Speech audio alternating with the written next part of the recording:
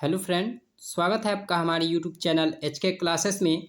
और आज हम लोग पढ़ेंगे क्लास 10th का प्रश्नावली 5.1 का क्वेश्चन नंबर पहला जो दिया हुआ है इसके बारे में। ठीक है, क्वेश्चन नंबर पहला इसमें दिया है, निम्नलिखित स्थितियों में से किन स्थितियों में संबंध संख्याओं की सूची AP है और क्यों।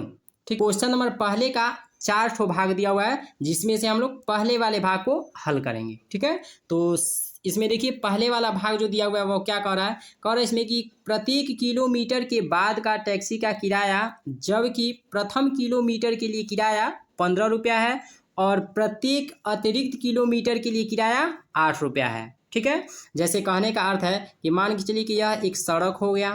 ठीक है, यह एक सड़क हो गया और इस सड़क पे चलिए मैंने माना कि हमको 4 किलोमीटर जाना है यहाँ पे। ठीक है, 4 किलोमीटर हमको मान के चलिए कि इस पे जाना है, तो हमको टैक्सी का किराया कितना देना पड़ेगा। इसलिए कि पहले किलोमीटर के लिए तो फिक्स किराया कि हमको 15 रुपया देना ही देना है, यानी दिया इसमें प्रथम किलोमीटर के लिए हमको 15 रुपया किराया देना है। लेकिन इसके बाद जय किलोमीटर हम आगे बढ़ेंगे उतना ही ज़्यादा हमको क्या करना पड़ेगा, प्रत्येक किलोमीटर के लिए 8 रुपया एक्स्ट्रा चार्ज देना पड़ेगा। किस में जोड़ेंगे, 15 में। यानी यहाँ पे अगर जो हम 1 किलोमीटर चलते हैं तो पहले किलोमीटर के लिए 15 रुपया किराया दे दिए। अब यहाँ से यदि दूसरे किलोमीटर के लिए चलते हैं यहाँ पे, ठीक है, यहाँ पे दूसरे किलोमीटर के लिए तो हमको कितना देना पड़ेगा, 15 रुपया के बाद हमको 8 रुपया एक्स्ट्रा देना पड़ेगा। तो कै रुपया हो जाएगा, 23 रुपया हो जाएगा। ठीक है, अब देखिए फिर यहाँ से हम 1 किलोमीटर और आगे चलते हैं तो हमको कै रुपया किराया देना पड़ेगा, यानी 23 और फिर प्लस 8, यानी हमको कितना देना पड़ जाएगा किराया, इसमें मिला करके हो जाएगा 31 रुपया। और यदि फिर हमें यहाँ से 1 किलोमीटर की और दूरी तय करते हैं तो हमको कितना देना पड़ेगा, इसमें 8 रुपया और चार्ज देना पड़ेगा, यानी 31 में 8 और जोड़ देंगे तो यह कितना हो जाएगा, 39 हो जाएगा। ठीक है, समझ में आ गया।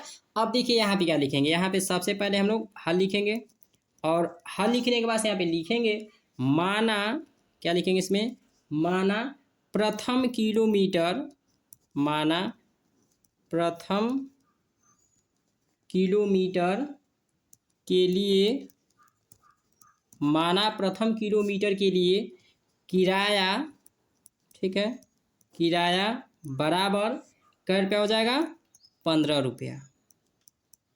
ठीक है, और अतिरिक्त, ठीक है, और अतिरिक्त प्रत्येक किलोमीटर के लिए, और अतिरिक्त प्रत्येक किलोमीटर के लिए, ठीक है, के लिए हमको कै रुपया किराया देना पड़ रहा है, 8 रुपया देना पड़ रहा है।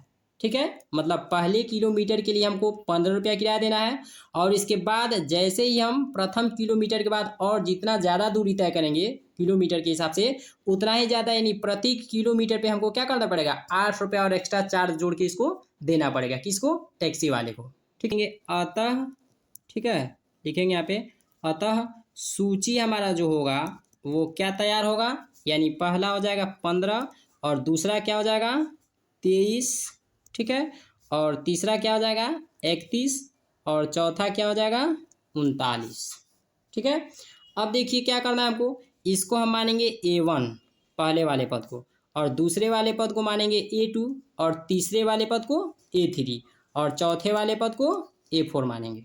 ठीक है, यानी पहले वाले पद को A1 मानेंगे और दूसरे वाले पद को A2 मानेंगे और तीसरे वाले पद को A3 मानेंगे और चौथे वाले पद को A4 मानेंगे। ठीक है, अब हमको क्या ज्ञात करना है इसमें, देखिए यहाँ पे सर्वांतर ज्ञात करना है, सबका सर्वांतर इसमें ज्ञात करेंगे, तो इसीलिए यहाँ पे क्या लिखेंगे, सर्वांतर।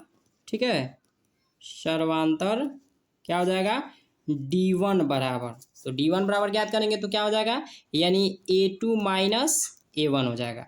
अब देखिए यहाँ पे A2 माइनस A1, तो A2 का मान कितना दिया है, 23 दिया हुआ है तो यहाँ पे 23 रख देंगे, माइनस A1 का मान कितना दिया है, 15 दिया है तो 15 रख देंगे।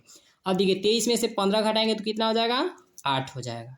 ठीक है, अब फिर इसके बाद से यहाँ पे क्या निकालेंगे, D2 निकालेंगे। ठीक है, तो D2 हमारा क्या हो जाएगा, यानी A3 माइनस A2 हो जाएगा। ठीक है, अब A3 हमने क्या माना है, 31 माना है, तो इसीलिए 31 माइनस, और A2 का मान कितना दिया है, 23 दिया तो 23 रख देंगे। ठीक है।